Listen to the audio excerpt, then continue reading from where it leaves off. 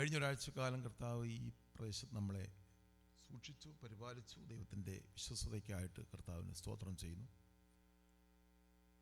നല്ലൊരു ഇംഗ്ലീഷ് സർവീസിന് ശേഷം പിന്നെയും ഒരുമിച്ച് നമുക്ക് കർത്താവിൻ്റെ സന്നിധിയിലായിരിക്കാൻ കർത്താവ് നമ്മളെ ഇടയാക്കിയതിനെ ഓർത്ത് സ്തോത്രം ചെയ്യുന്നു. ശേഷാൽ ഡബിമോൾക്കൊരു വയസ്സുകൂടെ ദാനമായി കൊടുത്തല്ലോ. 17 വയസ്സ് പൂർത്തിയായി 18ാമത്തെ വയസ്സിലേക്ക് കടക്കുന്നു. കുഞ്ഞിന് വേണ്ടി നമ്മൾ പ്രാർത്ഥിച്ചുകൊണ്ടേയിരിക്കുന്നു. വാഗ്ദത്തത്തിലേക്ക് അടുത്തുകൊണ്ടേയിരിക്കുന്നു എന്ന് പൂർണ്ണമായി വിശ്വസിക്കുന്നു. 18ാമത്തെ വയസ്സിൽ കർത്താവിൻ്റെ ആസൻ ഡാനിയൽ പാസ്റ്റർ പറഞ്ഞ പോലെ കുഞ്ഞിന് വേണ്ടി ചില ഡെലിവറൻസുകൾ ദൈവം ചെയ്യുമെന്നുള്ള ഒരു പൂർണ്ണ വിശ്വാസത്തിലും പ്രത്യാശയിലും നമ്മളായിരിക്കുന്നു. നമ്മളത് ഏറ്റെടുത്ത് സഭ പ്രാർത്ഥിച്ചുകൊണ്ടേയിരിക്കുന്നു. അങ്ങനെ ചെയ്യുമെന്ന് വിശ്വസിക്കുന്നു. ആമുഖങ്ങൾ ഒന്നുമില്ലാതെ ദൈവത്തിൻ്റെ വചനത്തിലേക്ക് പെട്ടെന്ന് തന്നെ കടക്കുന്നു. എന്നെ ചിന്തിപ്പിച്ചതായിട്ടുള്ള ഒരു വചനം, ദൈവിക വഴികൾ നമ്മളെ എങ്ങനെയൊക്കെ നടത്തിക്കൊണ്ടു പോകുന്നു എന്നുള്ളതാണ്.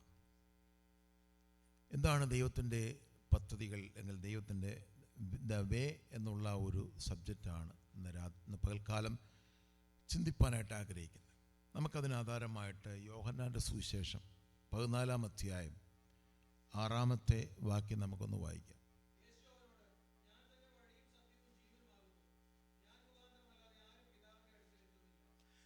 യേശു അവനോട്, അതിൻ്റെ ഇംഗ്ലീഷ് ഒന്ന് വായിക്കാമോ മക്കളെ? സ്തോത്രം. കുഞ്ഞുങ്ങളെ,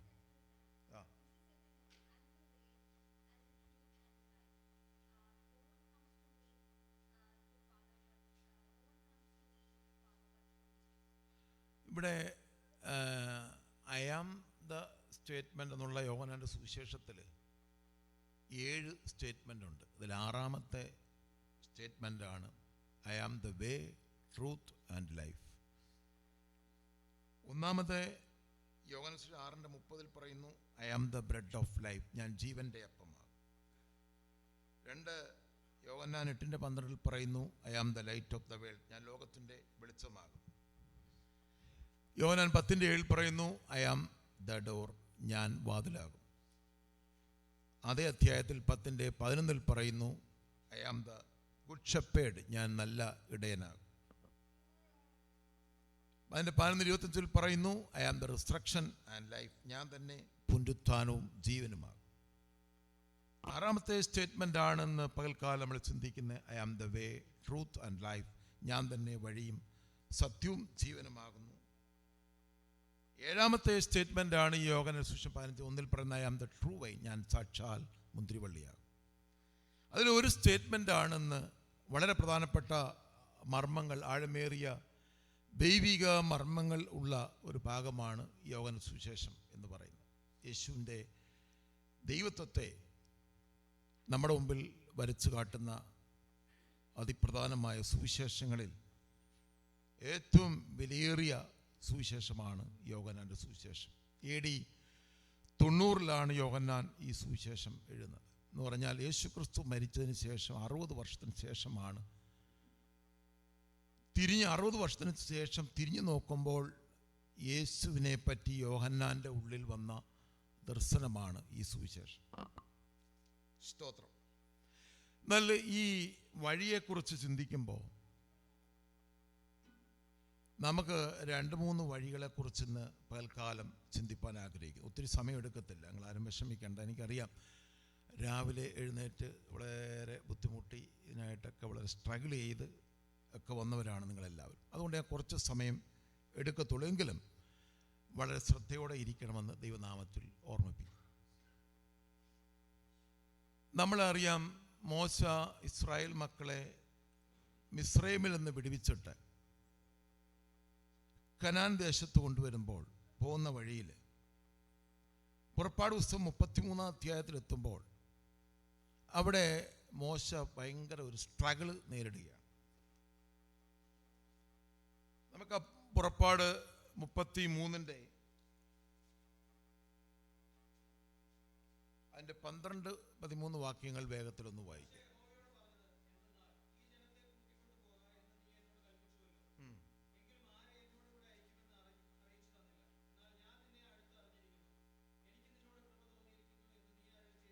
മോശ പറയുകയാണ്, ഈ അതിൻ്റെ 33 ആദ്യത്തെ വാക്യങ്ങൾ അതിനകത്ത് പറയുന്നുണ്ട്, ദുസ്സാഠ്യമുള്ള ജനം.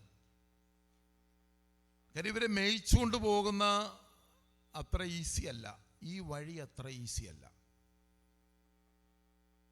25 ലക്ഷം ആൾക്കാരെ മേയിച്ചുകൊണ്ട് പോകണമെങ്കിൽ അതിസൗമ്യത തന്നെ വേണം. മോശയെക്കുറിച്ച് പറയുന്നത് അതുകൊണ്ടാണ്, ഭൂതലത്തിൽ മികച്ചും അതിസൗമ്യതയുള്ള മനുഷ്യനായിരുന്നു മോശ. അപ്പം മോശയുടെ മേൽ പകർന്ന ദൈവകൃപ ഒരു ഗ്രേറ്റ് മീക്ക്നെസ് എന്ന് പറയാം, അതിസൗമ്യത എന്ന് പറയും. ഇത്രയും ദുസ്സാഠ്യമുള്ള വിവിധ സ്വഭാവങ്ങളുള്ള അനുസരണം കെട്ട ആൾക്കാരെയും കൊണ്ട് മുന്നോട്ട് പോകുന്നതിന് വളരെ പ്രയാസകരമാണ്. ഒറ്റയ്ക്ക് കൊണ്ടുപോകാനായിട്ട് പറ്റത്തില്ല. മോശ ചോദിക്കുകയാണ്, എൻ്റെ കൂടെ നീ ആരെയാണ് അയക്കുന്നത്? സ്തോത്രം. മോശയ്ക്ക് കനാൻ ദേശത്തേക്ക് പോകണവരെയും കൊണ്ട് പോകണമെങ്കിൽ, അടുത്തൊരു സ്റ്റെപ്പ് വെക്കണമെങ്കിൽ, വാഗ്ദത്ത ദേശത്തിലേക്ക് പോകണമെങ്കിൽ ഒരു ഗൈഡൻസ് ആവശ്യമാണ്. സ്തോത്രം. അതാണ് നമ്മളോട് വായിച്ചത്. മോശ യഹോവയോട് പറഞ്ഞ 12 വായിച്ചാട്ടെ. ഈ ജനത്തെ കൂട്ടിക്കൊണ്ടു പോക എന്ന്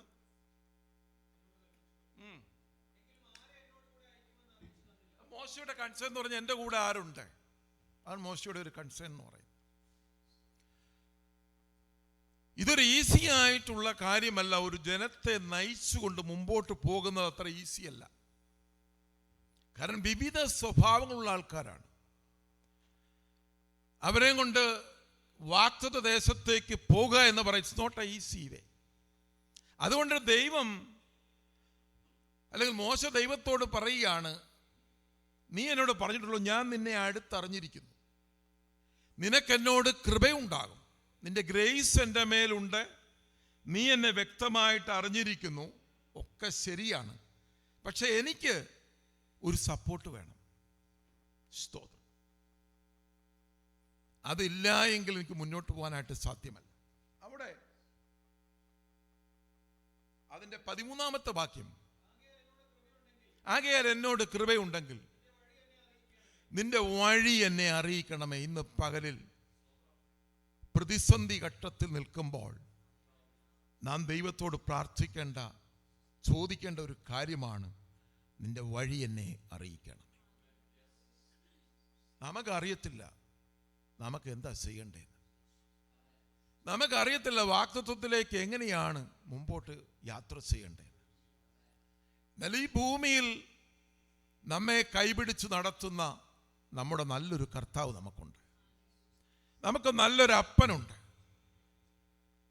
ദൈവസഭയോട് ദൈവത്തിൻ്റെ ആത്മാവ് പറയുന്ന ആ തലത്തിലേക്ക് നിങ്ങളുടെ മൈൻഡ് സെറ്റിനെ മാറ്റണം. നമ്മുടെ വലിയ പ്രതിസന്ധിയുടെ ഘട്ടങ്ങളിൽ, ഭയന്ന് വിറച്ചു നിൽക്കുന്ന സാഹചര്യങ്ങളിൽ ദൈവത്തിൻ്റെ ഗ്രേസ് നമുക്ക് ആവശ്യമാണ്. അപ്പോൾ ഒന്ന്, ഈ ഭൂമിയിൽ ദൈവം നമ്മെ നടത്തുന്ന വഴിയെക്കുറിച്ചാണ് ഈ ഭാഗത്ത് വെളിപ്പെടുത്തുന്നത്. അപ്പോൾ അവിടെ വഴി എന്നെ അറിയിക്കണമേ, നിനക്കെന്നോട് കൃപയുണ്ടാകുവാൻ തക്കവണ്ണം ഞാൻ നിന്നെ അറിയുവാനിടയാകട്ടെ. അപ്പോൾ ദൈവത്തെ മനസ്സിലാക്കാൻ നിന്റെ കൃപ എൻ്റെ മേൽ വരണം. നമ്മൾ ദൈവത്തിൻ്റെ കൃപ വരുമ്പോഴാണ് നമ്മൾ ദൈവത്തെ അറിയുന്നത്. അപ്പം നമ്മൾ ദൈവീക കൃപയുള്ളവരാണെന്ന് പറയുമ്പോൾ നമുക്ക് ദൈവത്തെക്കുറിച്ചൊരു അണ്ടർസ്റ്റാൻഡിങ് ഉണ്ടായിരിക്കണം. എന്താണ്? എന്നെ നടത്തുവാൻ അവൻ ശക്തനാണ്. നമ്മൾ കൃപയുണ്ടെന്ന് പറഞ്ഞിട്ട് കാര്യമില്ല. ദൈവം എന്നെ നടത്തുന്നു എന്നുള്ള പൂർണ്ണ ബോധ്യം നമുക്കുണ്ടായിരിക്കണം. അതാണ് നമുക്ക് വേണ്ട വിശ്വാസം. എങ്കിൽ മാത്രമേ വാഗ്ദത്ത ദേശത്ത് എത്തിച്ചേരുവാനായിട്ട് കഴിയത്തുള്ളൂ. ഇവിടെ കനാൻ ലിറ്ററലി അവരുടെ വാഗ്ദത്ത ദേശമായി. സ്തോത്രം. നമ്മുടെ വാഗ്ദത്വം നിത്യജീവനാണ്. ഹല്ലേലൂയ. ഒന്ന് ഭൗമികമെങ്കിൽ മറ്റൊന്ന് ആത്മീകമാണ്. ഒന്ന് നശിച്ചു പോകുന്നതാണെങ്കിൽ, ഇവിടെയുള്ള പാലും തേനുമെല്ലാം നശിച്ചു പോകുന്നതാണെങ്കിൽ, ഒന്ന് നശിക്കാത്ത, നിലനിൽക്കുന്ന, സ്ഥിരമായിരിക്കുന്ന വാഗ്ദത്തത്തിലേക്കുള്ള യാത്രയാണ്. അപ്പോൾ സ്ഥിരമായിരിക്കുന്ന വാഗ്ദത്തത്തിലേക്കുള്ള യാത്രയിൽ ഈ ഭൂമിയിൽ നമുക്ക് ചില എൻകറേജ്മെൻറ്റുകൾ ആവശ്യമാണ്. എങ്കിൽ മാത്രമേ നമുക്ക് മുമ്പോട്ട് പോകുവാനായിട്ട് കഴിയത്തുള്ളൂ. ഇവിടെ മോശെ അതാണ് ആവശ്യപ്പെടുന്നത്. ഈ ജനത്തെയും കൊണ്ട് എനിക്ക് കനാനിലേക്ക് പോകണമെങ്കിൽ നിന്റെ കൃപ എൻ്റെ മേൽ വരണം, നീ എന്നോടൊപ്പം സഞ്ചരിക്കണം. അതവിടെ അടുത്ത വാക്യം പറയുന്നു. അതിൻ്റെ 14 പറയും, അല്ല, ഈ ജാതി നിന്റെ ജനമാണ്. അതാണ് മോശ പറയുന്നത്. ഇത്ര ദുശാഠ്യമുള്ള ജനമാണ്, പക്ഷെ നീ തെരഞ്ഞെടുത്ത ജനമാണ്. സ്തോത്രം, ഹല്ലേലൂയ. ആടുകൾ പല സ്വഭാവമാണ്. ചിലർ പുല്ല് ഇന്നും, ചിലർ പ്ലാവല ഇന്നും, ചിലർ പച്ചല ഇന്നും. പക്ഷെ ഇതിനെല്ലാം മേയിച്ചുകൊണ്ട് പോകുന്ന ഒരു ഇടയന്റെ ദൗത്യമാണ് മോശ ഈ ഭാരപ്പെടുന്നത്. അവിടെ മോശ പറയുകയാണ്, ഇത് നിന്റെ ജനമാണ്, നാം ദൈവത്തിൻ്റെ ജനമാണ്, നാം യേശുവിൻ്റെ രക്തത്താൽ വീണ്ടെടുക്കപ്പെട്ടവരാണ്, യേശുവിൻ്റെ രക്തത്താൽ നീതീകരിക്കപ്പെട്ടവരാണ്. കാൺമീൻ, നാം ദൈവമക്കളെന്ന് വിളിക്കപ്പെടുവാൻ പിതാവ് എത്ര വലിയ സ്നേഹം നൽകിയിരിക്കുന്നു. 1 യോഹന്നാൻ 3:1, 2, 3 വാക്യങ്ങൾ. ഇവിടെ മോശ പറഞ്ഞു, നിന്റെ ജനമാണ്, നീ ഞങ്ങളെ കൈവിടരുത്. അതിന് മറുപടിയാണ് 14 വാക്യം. വായിച്ചാട്ടെ. എന്റെ സാന്നിധ്യം നിന്നോടുകൂടെ പോരും, ഞാൻ നിനക്കൊരു റെസ്റ്റ് തരും. നമുക്ക് വേണ്ടതാ. നമ്മൾ ക്യാമ്പ് നടത്താൻ പോവുക, നമ്മളിവിടെ വരേണ്ട ദൈവ സാന്നിധ്യമാണ്. ഗോഡ്സ് പ്രസൻസ് ആണ് നമുക്ക് വേണ്ടത്. നമ്മുടെ എബിലിറ്റിയോ കേപ്പബിലിറ്റിയോ പെർഫോമൻസോ അല്ല, ദൈവ സാന്നിധ്യം. അതുണ്ടെങ്കിൽ എല്ലാം അനുഗ്രഹകരമായി തീരും. സ്തോത്രം. ദൈവ സാന്നിധ്യമില്ലാതെ എന്ത് ചെയ്തിട്ട് ഒരു കാര്യവുമില്ല. അതെല്ലാം പെർഫോമൻസ് ആയിട്ട് മാറും, പ്രകടനങ്ങളായിട്ട് മാറും. ദൈവം ആഗ്രഹിക്കുന്ന പ്രകടനമല്ല, ആത്മീകമാണ്, സ്പിരിച്വലാണ്. സ്തോത്രം. ഇവിടെ പറയുന്നു, ഞാൻ നിന്റെ കൂടെ പോരും. ആമേൻ. ഇംഗ്ലീഷിൽ വായിച്ചാട്ട് പോനെ, and he said my presence shall go with you and I will give you rest. കുഞ്ഞുങ്ങളോടൊക്കെ പറയാനുള്ളത്, നിങ്ങളുടെ ദൈവത്തിൻ്റെ സാന്നിധ്യം ഉണ്ടാകും. നിങ്ങളുടെ എബിലിറ്റിയോ നിങ്ങളുടെ കേപ്പബിലിറ്റിയോ ഒന്നും തന്നെ ദൈവത്തിന് ആവശ്യമില്ല. നിങ്ങൾ പ്രാർത്ഥിക്കേണ്ടത്, എൻ്റെ കർത്താവേ, നിങ്ങളുടെ സാന്നിധ്യം, അപ്പൻ്റെ സാന്നിധ്യം എൻ്റെ കൂടെ പോരണം. സ്തോത്രം. ഞാനത് വിശ്വസിക്കുന്നു, നിങ്ങളും വിശ്വസിക്കുക. എന്ന് പകൽക്കാലം മോശയ്ക്ക് ഇതിൽ പരം ഒരു സന്തോഷമില്ല. കർത്താവ് പറയാണ്, ഞാനാണ് ഈ പ്രപഞ്ചത്തെ സൃഷ്ടിച്ചത്, പ്രപഞ്ചത്തിൻ്റെ ഉടയവൻ നിന്നോടൊപ്പം യാത്ര ചെയ്യും, നിന്റെ വഴിക്ക് ആവശ്യമായ ഗൈഡൻസ് ഞാൻ തരും. നിന്റെ മുമ്പിൽ നിൽക്കുന്ന ജാതീയ ശത്രുക്കളെ, അമ്മോന്യരെയും ഹിത്യരെയും എബൂസ്യരെയും കനാന്യരെയും എല്ലാം ഞാൻ നിഗ്രഹിച്ചു കളയും. അവിടെ 33 അതിന്റെ 2-ാമത്തെ വാക്യം ഒന്ന് വായിച്ചാട്ടെ.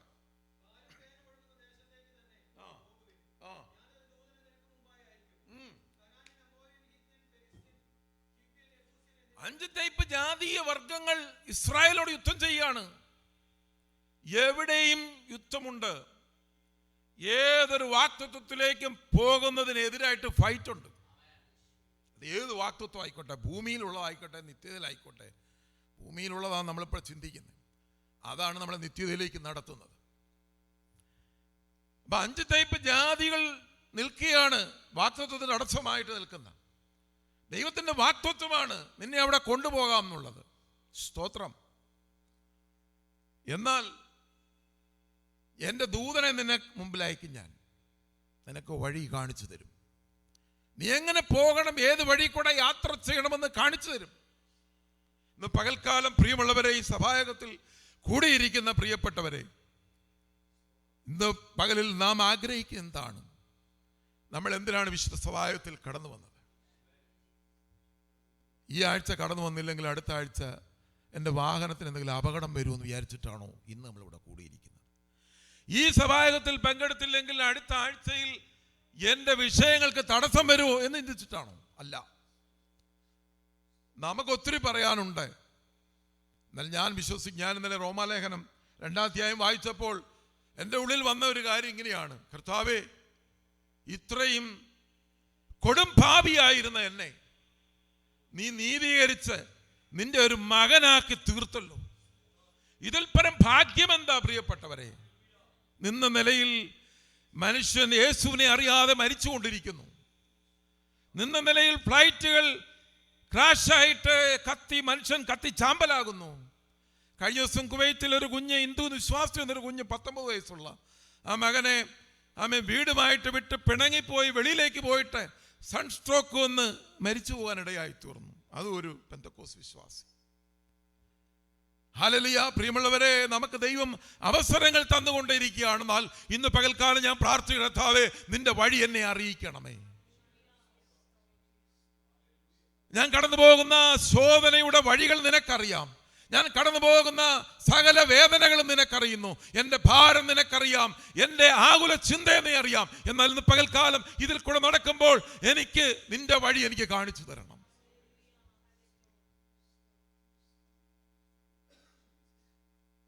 പതിനഞ്ചാമത്തെ വാക്യം പറയുന്നു, മോശപ്പെട്ടെന്ന് പറയാ, എനിക്ക് പാലും തേനും ഒഴുകുന്ന ദേശമല്ല എൻ്റെ വിഷയം, നീ എൻ്റെ കൂടെ ഉണ്ടോ.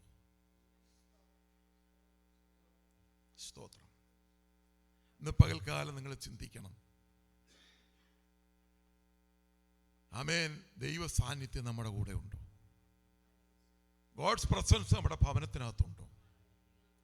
ഗോഡ്സ് പ്രസൻസ് നമ്മുടെ കുടുംബജീവിതത്തിലുണ്ടോ? നമ്മൾ പോകുന്ന യാത്രയിലുണ്ടോ? നമ്മുടെ ഓഫീസിലുണ്ടോ ദൈവ സാന്നിധ്യം?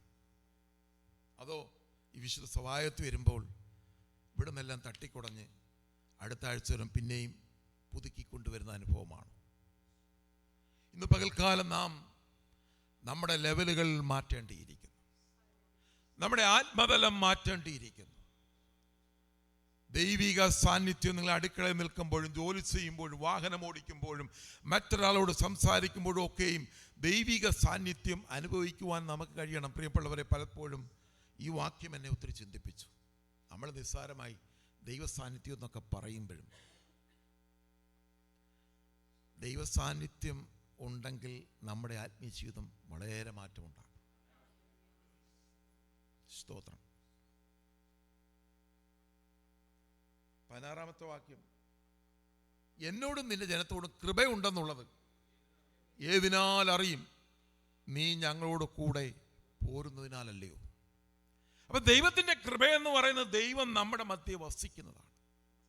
ദൈവത്തിന്റെ സാന്നിധ്യമാണ് നമ്മോട് കൂടെ ഉള്ളത്. സ്തോത്രം. അതാണ് ദൈവത്തിന്റെ ഒരു വഴി. ഈ ഭൂമിയിൽ നമ്മെ നടത്തുവാൻ, നമ്മെ മുന്നോട്ട് നയിക്കുവാൻ നമുക്ക് ഗൈഡൻസ് ആവശ്യമാണ്.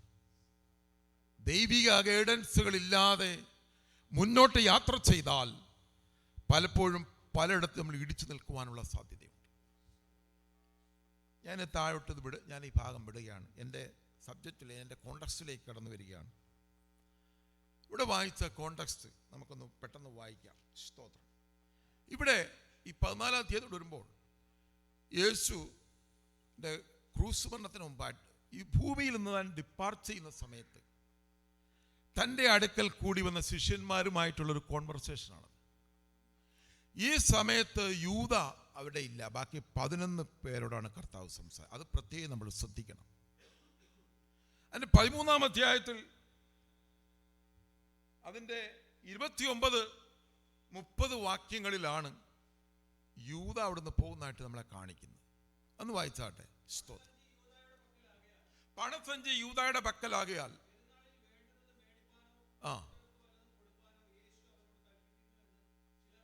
അടുത്ത വാക്യം, അപ്പക്കണ്ണം മേടിച്ചു അവൻ പോയി. കർത്താവ് നീ ചെയ്യുന്ന വേഗം ചെയ്യുക. കാര്യം കർത്താവ് മനസ്സിലായി വേനെ ഒറ്റ കൊടുക്കാൻ പോവാണ്. അവൻ മുങ്ങി അവിടെ. അതിനുശേഷമാണ് 31-ാം വാക്യത്തിലാണ് കർത്താവ് യൂദയെ മാറ്റി നിർത്തിയിട്ടാണ് ഈ കൽപ്പന പറയുന്നത്. തമ്മിൽ തമ്മിൽ സ്നേഹിക്കണമെന്നുള്ള കാര്യങ്ങളെ പറ്റി പറയുന്നു. അവിടെ കർത്താവ് പറയുന്നത്, ഞാൻ ഗ്ലോറിഫൈ ചെയ്യാൻ പോകും, ഞാൻ മഹത്വപ്പെട്ടിരിക്കുന്നു, പിതാവ് എന്നിൽ മഹത്വപ്പെടാൻ പോകും എന്നുള്ള വാക്യങ്ങളൊക്കെ വായിച്ചിട്ട് ഇവിടെ സ്തോത്രം അതിൻ്റെ 33-ാമത്തെ വാക്യം ഒന്ന് വായിക്കാം. എങ്കിലും നമുക്ക് ഈ 14-ാം അധ്യായത്തിൻ്റെ കോണ്ടക്സ്റ്റ് മനസ്സിലാകത്തുള്ളൂ. അപ്പോൾ യൂദായെ മാറ്റി നിർത്തിയിട്ട് തുടർന്നുള്ള ഭാഗങ്ങൾ മുഴുവൻ ഈ സുവിശേഷം അവസാനിക്കുന്നവരെ യൂദ ഇല്ല അവരുടെ കൂടെ. കുറച്ച് സമയത്തൂടെ ഞാൻ നിങ്ങളോടൊപ്പം കാണും. ഈ കാലഘട്ടത്തിലും ഈ പെട്ടകത്തിൻ്റെ വാതിൽ അടയ്ക്കുന്നതിന് മുമ്പായിട്ട് കുറച്ച് നാളുകൂടെ കർത്താവ് നമ്മോടൊപ്പം ഉണ്ടായിരിക്കും. നിങ്ങൾ എന്നെ അന്വേഷിക്കും. വായിച്ചാട്ടെ. നിങ്ങൾ എന്നെ അന്വേഷിക്കും. ഇവിടെ പറയുന്നത് ഞാൻ പോകുന്നിടത്തേക്ക് നിങ്ങൾക്ക് എനിക്ക് വരുവാൻ കഴിയത്തില്ല. ഞാൻ പോകുന്നിടത്തേക്ക് നിങ്ങൾക്ക് വരാൻ പറ്റത്തില്ല. അതവിടെ നിൽക്കുമ്പോൾ 36-ാമത്തെ വാക്യം, സീമോൻ പത്രോസ് അവനോട് പറയുകയാണ്, ചോദിക്കുകയാണ്, നീ എവിടേക്ക്? വായിച്ചു 36. നിനക്ക് ഇപ്പോൾ എന്നെ അനുഗമിപ്പാനായിട്ട് കഴിയത്തില്ല. സീമോൻ പത്രോസ് പറയുകയാണ്, നിനക്ക് എന്നെ ഇപ്പോൾ പുറകെ വരാൻ കഴിയത്തില്ല. ഞാൻ പോകുന്ന വഴി ഇപ്പം നിനക്ക് എന്നെ അനുഭവിക്കാൻ പറ്റത്തില്ല. അത് ഏത് വഴിയാണ്? ക്രൂസിലെ വഴിയാണ്.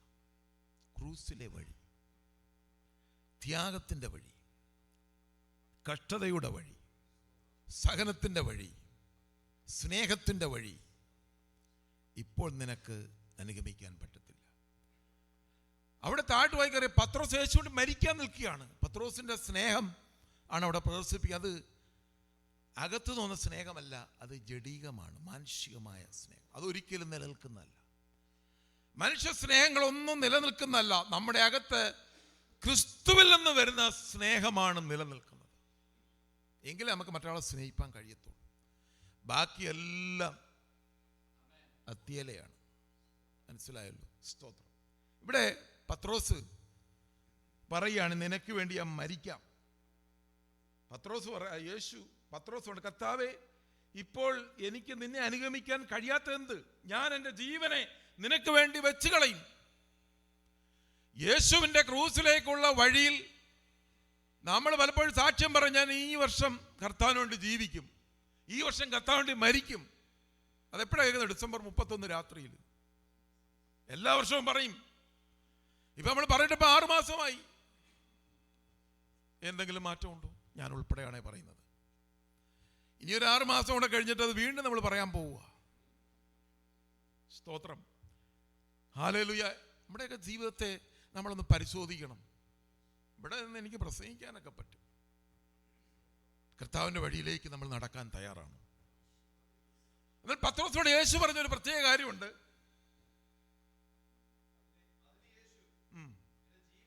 അതിൻ്റെ 36-ാമത്തെ വാക്യം, നീ എവിടെ പോകുന്നു എന്ന് ചോദിച്ചതിന്, ഞാൻ പോകുന്നിടത്തേക്ക് നിനക്ക് ഇപ്പം വരാൻ കഴിയത്തില്ല. പിന്നത്തേതിൽ നീ എന്നെ അനുഗമിക്കും. ഇപ്പം നിനക്ക് പറ്റത്തില്ല, പക്ഷെ ഒരു സമയമാകുമ്പോൾ നീ എന്നെ അനുഗമിക്കും. കർത്താവ് ഉയർത്തതിന് ശേഷം പരിശുദ്ധാത്മാവ് ശക്തി വന്നപ്പോഴാണ് അവർക്ക് യേശുവിനെ അനുഗമിക്കാൻ പറ്റിയത്.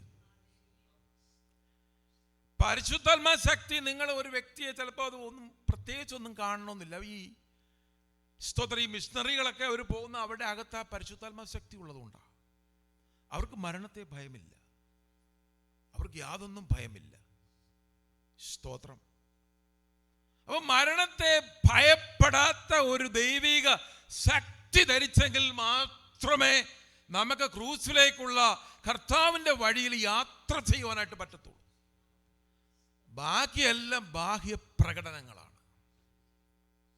യഥാർത്ഥ ആത്മീക ശക്തി എന്ന് പറയുന്നത് മരണത്തെ ഭയപ്പെടാത്ത ശക്തിയാണ്. അതാണ് അവർ രക്തസാക്ഷികളായി മാറിയത്. അതാണ് അവരുടെ പ്രാണനെ വിലയേറിയതായി എണ്ണുവാൻ കഴിയാതെ അവരെ തന്നെ ഒടുക്കിക്കളയുന്ന അനുഭവങ്ങൾ. കർത്താവ് ആഗ്രഹിക്കുന്നത്, പത്രോസ് പറഞ്ഞു, നീ ഒരു സമയം എന്നെ അനുഗമിക്കും, ഞാൻ നിന്റെ മേൽ എൻ്റെ ശക്തി പകരും. അതുകൊണ്ട് പത്രോസ് തലകീഴായി ക്രൂശിക്കപ്പെട്ടു. ക്രൂസിൻ്റെ അടുക്ക വന്നിട്ട് യേശുവിനെ തള്ളിപ്പറഞ്ഞു പോയ പത്രോസ് കർത്താവിന് വേണ്ടി പറയുകയാണ്, ഞാൻ നിന്റെ കൂടെ ക്രൂശിക്കാൻ എനിക്ക് യോഗ്യതയില്ല, അതുകൊണ്ട് എന്നെ തലകീഴായി ക്രൂശിക്കണം. അതിന് അദ്ദേഹം വർത്തിയല്ലെന്നാ പറഞ്ഞു. തലകീഴായി ക്രൂശിക്കപ്പെടുവാനുള്ള പ്രത്യേകമായ പരിശുദ്ധാത്മാ ശക്തി, അതാണ് യഥാർത്ഥ ശക്തി എന്ന് പറയുന്നത്. ഹല്ലേലൂയ, സ്തോത്രം. ഇവിടെ യേശു പറഞ്ഞു, ഞാൻ പോകുന്നിടത്തുള്ള വഴി നിങ്ങൾക്ക് എന്നെ അനുഗമിക്കാൻ പറ്റത്തില്ല. സ്തോത്രം.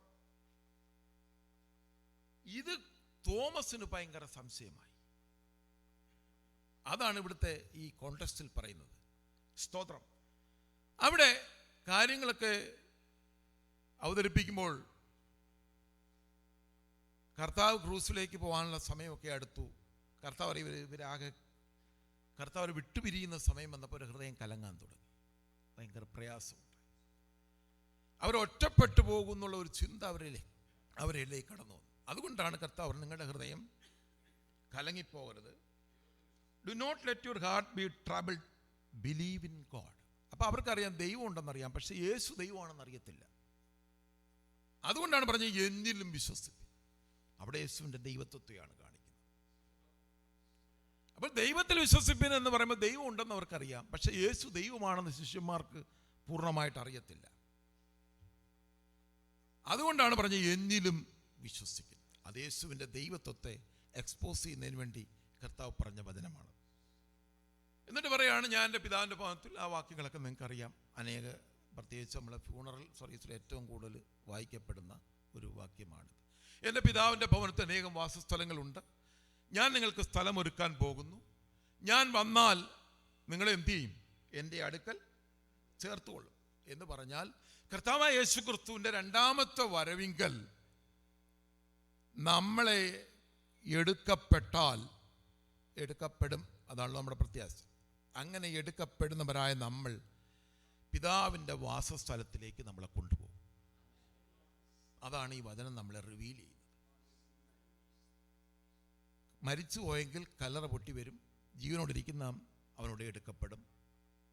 ശരീരമായി രൂപാന്തരപ്പെട്ട് പിതാവിൻ്റെ വാസസ്ഥലത്തിൽ കർത്താവ് നമുക്ക് ഒരുക്കി വെച്ച ഭവനത്തിലേക്ക് നമ്മൾ പ്രവേശിക്കും. ഇതൊന്നും ശിഷ്യന്മാർക്ക് അത്ര മനസ്സിലായില്ല. അവരുടെ ബുദ്ധിയെ തുറന്നില്ല. അവരുടെ ബുദ്ധി ഈ വഴിക്കൊന്നും വന്നില്ല. അവരുടെ ബുദ്ധി മണ്ഡലങ്ങളിലാണ് നിൽക്കുന്നത്. അപ്പോഴാണ് മൂന്നാമത്തെ വാക്യത്തിൽ ഇങ്ങനെ വായിച്ചു, ഞാൻ പോയി എന്ന് വായിച്ചാട്ടെ. ഞാൻ പോയി നിങ്ങൾക്ക് സ്ഥലം ഒരുക്കിയാൽ.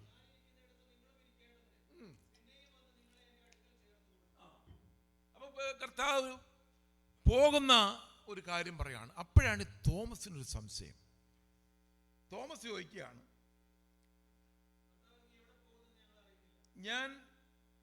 നാലാമത്തെ വാക്യം, ഞാൻ പോകുന്നിടത്തേക്കുള്ള വഴി നിങ്ങൾ അറിയുന്നു.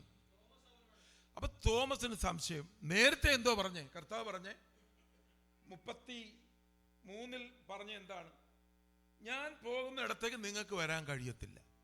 പിന്നെ പറഞ്ഞു, ഞാൻ പോകുന്നിടത്ത് നിനക്കിപ്പോൾ എന്നെ അനുഗമിക്കുവാൻ കഴിയയില്ല.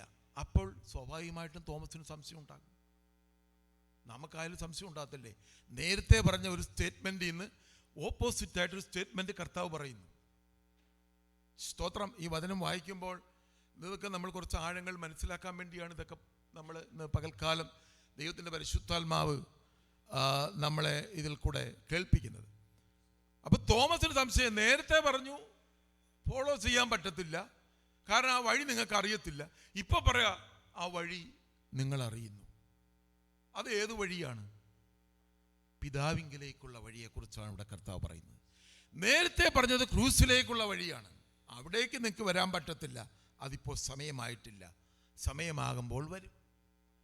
ഇപ്പോൾ പറയുന്നു പിതാവിങ്കിലേക്കുള്ള വഴിയെ, അതാണ് നമ്മൾ മനസ്സിലാക്കേണ്ടതെന്നാണ് കർത്താവ് പറയുന്നത്. അപ്പോഴാണ് ഈ കോണ്ടക്സ്റ്റിൽ കർത്താവ് പറഞ്ഞത്, തോമസ് ചോദിച്ചു, കർത്താവേ നീ എവിടെ പോകുന്നു ഞങ്ങൾ അറിയുന്നില്ല, പിന്നെ വഴി എങ്ങനെ അറിയും? എങ്ങോട്ടാ പോകുന്നതെന്ന് നമുക്കൊരു നിശ്ചയമില്ല, പിന്നെ വഴി. പണ്ട് ഞങ്ങളുടെ അടുത്തുള്ള അങ്കിൾ ഉണ്ടായിരുന്നു, ടോം അറിയത്തില്ല. ടോമൊക്കെ വരുന്നതിന് മുമ്പ് അദ്ദേഹം നാട്ടിൽ പോയി സെറ്റിലായി. അപ്പം അദ്ദേഹത്തിന് എനിക്ക് തോന്നുന്നൊരു 80 വയസ്സിനടുത്ത് കാണും. അദ്ദേഹം 73 UAE വന്നതാണ്. 73 അന്ന് അവർ ബോംബെ നിന്ന് ഈ കപ്പൽ വഴിയാണ് ദുബായിൽ വന്നത്. അദ്ദേഹത്തിന് ജോലി കിട്ടിയത് റാസൽ കൈമേല. അന്ന് ഈ നമ്മുടെ ഈ ഡ്രൈവിംഗ് ടെസ്റ്റിന് ഈ ഐ ടെസ്റ്റ് ഉണ്ട്. ഐ ടെസ്റ്റ് ഉണ്ടെങ്കിൽ ആ ഐ ടെസ്റ്റ് നടന്ന ഓഫീസിൽ വെച്ചാണ്. അന്ന് ഐ ടെസ്റ്റ് ഓഫീസിലൊന്നുമല്ല, ഏതെങ്കിലുമൊക്കെ ഒരു ഡെസർട്ടിൽ കൊണ്ടുപോയിട്ട് ഒരു വണ്ടി കാണിക്കും. എന്നിട്ട് വണ്ടിയുടെ കളറ് പറയാൻ പറയും. ഇതേ ഒരു നോർത്ത് ഇന്ത്യൻ ആയിരുന്നു. സ്തോത്രം. ഇവർ ശ്രദ്ധിച്ചാട്ടെ, ഇന്ത്യയിൽ പറയാം അറിഞ്ഞ. അപ്പോൾ ആ ദൂരെ നിൽക്കുന്ന എക്സാമിനർ പറയണം, ദൂരെ നിൽക്കുന്ന വണ്ടിയുടെ കളറ് പറയണം. അപ്പോൾ പുള്ളി പറയാം, കോൺസാ ഗാഡി, गाड़ी नहीं देखा फिर कलर कैसे बोलेगा. വണ്ടി തന്നെ പുള്ളിക്ക് കാണാൻ പറ്റുന്നില്ല, പിന്നെ കളർ പറയുന്നത്. സ്തോത്രം. ഇതന്നെ ഈ തോമസ് പറയുന്നേ. എവിടെ പോകുന്നതെന്ന് നമുക്കറിയത്തില്ല, പിന്നെ വഴി. സ്തോത്രം. ഇപ്പം ഏകദേശം അത് ഒന്ന് തലയെ കയറിയെന്ന് വിശ്വസിക്കും. അപ്പൊ കർത്താവ് പറഞ്ഞു, ഞാനാണ് വഴി. സ്തോത്രം. അപ്പോൾ മരുഭൂമിയിൽ ഇസ്രായേൽ മക്കളെ നടത്തിയത് യേശുവാണ്. എൻ്റെ സാന്നിധ്യത്തിനൂടെ പോരും. അവരറിയാതൊരു പാറ അവരെ ഫോളോ ചെയ്തു. ആ പാറ ക്രിസ്തുവായിരുന്നു. 1 കൊരിന്ത്യർ 10-ാം അധ്യായം വായിക്കേണ്ട സമയം പോയി. ചൂട അങ്ങോട്ട് നീണ്ടുപോയാൽ നിങ്ങളുടെ മുഖം വാടുമെന്ന് എനിക്കറിയാം. സ്തോത്രം. ഹല്ലേലൂയ. അപ്പൊ അവിടെ അവരെ അനുഗമിച്ച ഒരു പാറയുണ്ട്. ആ പാറ ക്രിസ്തുവാണ്. ആമേൻ. ആദാമിനെ സൃഷ്ടിച്ച മുതൽ അവിടെയും യേശു ഉണ്ട്. മരുഭൂമിയിൽ നടത്തിയെടുത്ത് യേശു ഉണ്ട്. അവരെ ഫോളോ ചെയ്ത ഒരു റോക്ക്, ഒരു പാറ ക്രിസ്തു. ആ പാറയാണ് ഇന്നും ഉള്ളത് നമ്മുടെ കൂടെ. എത്ര വിശ്വസിക്കുന്നുണ്ട്? നമ്മുടെ വിഷയങ്ങളൊന്ന് ഹാൻഡ് ഓവർ ചെയ്യാൻ പറ്റും. നമ്മുടെ ഏത് വിഷയവും കർത്താവിൻ്റെ കരങ്ങളിലേക്കൊന്ന് ഇട്ടുകൊടുക്കുക. ഏത് വിഷയവും. സ്തോത്രം. ഹല്ലേലൂയ. കർത്താവ്, ഞാനാ വഴി, എന്നിലൂടെ പിതാവിൻ്റെ അടുക്ക് എത്താൻ പറ്റത്തു. ഹല്ലേലൂയ. സ്തോത്രം. ഇത് ഒരു ഭയങ്കര ആഴമുള്ള മെസ്സേജാണ്. ഞാൻ വഴി മാത്രമല്ല, ഞാനാണ് സത്യം, ഞാനാണ് ജീവൻ. സത്യം. യേശു ക്രിസ്തു സത്യമാണ് എന്ന് പറഞ്ഞാൽ ഒരു വചനമാണ്. വചനം സത്യമാണ്. അതുകൊണ്ട് യോഹന്നാൻ 1-ാം അധ്യായത്തിൽ പറഞ്ഞവൻ കൃപയും സത്യവും നിറഞ്ഞവനായി ഞങ്ങളുടെ ഇടയിൽ പാർത്തു. ദൈവത്തെ ആരും ഒരു നാളും കണ്ടിട്ടില്ല. നമ്മൾ ദൈവത്തെ കാണത്തില്ല, നമ്മൾ യേശുവിനെ കാണുന്നേ. തൻ്റെ മടിയിലിരുന്ന ഏകജാതനായ പിതാവിൻ്റെ മടിയിൽ ഏകജാതനായ പുത്രൻ അവനെ വെളിപ്പെടുത്തിയിരിക്കുന്നു. യോഹന്നാൻ 1-ാം അധ്യായം വായിക്കാൻ സമയമില്ല. സ്തോത്രം. ഇവിടെ യേശു തന്നെയാണ് വഴി. നിങ്ങൾ പിതാവിൻ്റെ അടുക്കലെത്തണം. അതാണ് എൻ്റെ ആഗ്രഹം. അതിലേക്കാണ് ഞാനിപ്പോൾ ക്രൂസിലേക്കുള്ള യാത്രയിലാണ്. എങ്ങനെയാണ് യേശു നമുക്ക് വേണ്ടി പിതാവിങ്കലേക്കുള്ള വഴി തുറന്നത്? അതുകൊണ്ടൊന്ന് വായിക്കാമോ? സ്തോത്രം. ഞാൻ വായിച്ചിട്ട് ഇവിടെ അവസാനിപ്പിക്കാം. യേശു നമുക്ക് വേണ്ടി തുറന്ന ജീവന്റെ വഴി എന്താണ്? എബ്രായ ലേഖനം 10-ാം അധ്യായം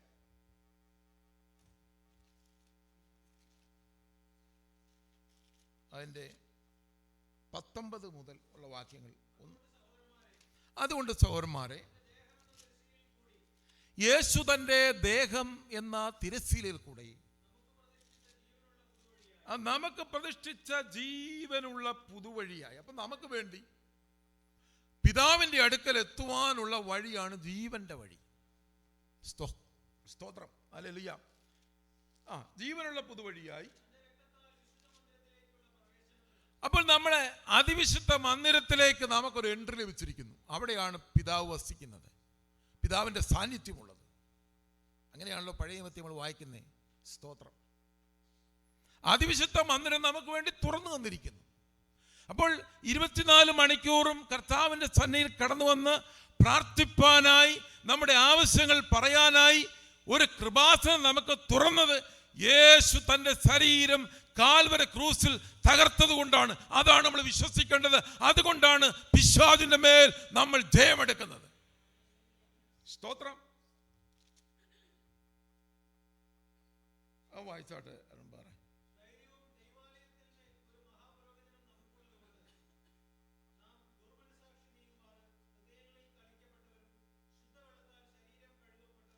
എന്തിനാണ് പഴയ നിയമത്തിൽ മഹാബലിന്റെ അടുത്ത് ജനം യാഗമർപ്പിക്കാനായി നിൽക്കുന്നത്? അവരുടെ പാപത്തിന്റെ മോചനത്തിന് വേണ്ടിയാണ്. പാപം മോചിക്കപ്പെട്ടില്ലെങ്കിൽ അല്ലെങ്കിൽ ഈ മഹാപുരോഹിതൻ ഉൾപ്പെടെ, മഹാപുരോഹിതൻ ആണ്ട് ഒരിക്കലാണ് ചെല്ലുന്നേ, മഹാപുരോഹിതന്റെ കാലിൽ ഒരു ചങ്ങല ഇട്ടിട്ട് പുറത്ത് നിർത്തിയിരിക്കുകയാണ്. ഒരു പക്ഷേ ദൈവം യാഗത്തിൽ പ്രസാദിച്ചില്ലെങ്കിൽ അവിടെ ഈ മഹാപുരോഹിതൻ മരിച്ചു വീഴും. അതിന് ചങ്ങലയ്ക്ക് പുറത്തേക്ക് വലിച്ചു കളയും. അത്ര ത്യാഗപൂർണമായ ഒരു അനുഭവമാണ് മഹാപുരോഹിതൻ്റെത്.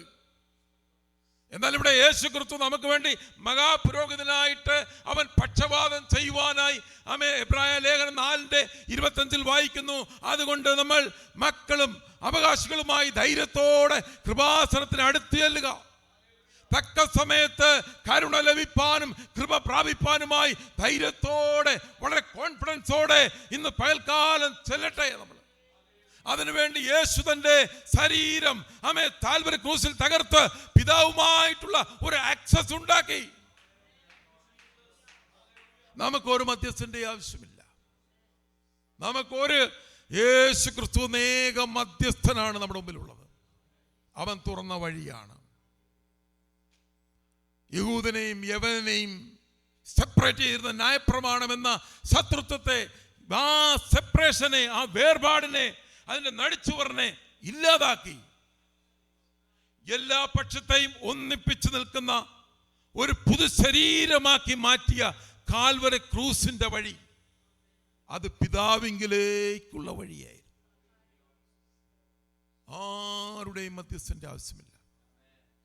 നാം ദൈവത്തിന്റെ അടുക്കലേക്ക് വരുമ്പോൾ, സ്തോത്രം, നമ്മുടെ വിഷയങ്ങൾ ഏതു തന്നെയായിരുന്നാലും